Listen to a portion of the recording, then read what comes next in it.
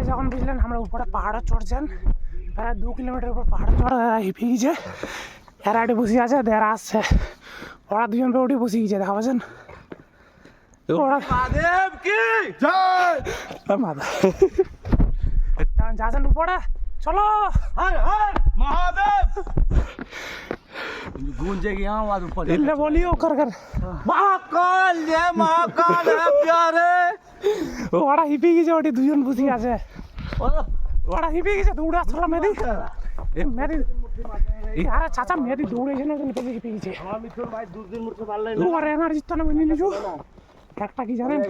red বুল energy তো না মেলা হিপে যাইছে দাদা পাহাড় তো কি यार व्यू चेक कर তোরা কেরম লাগছে দেখতে अरे भाई से नज़ारा भाई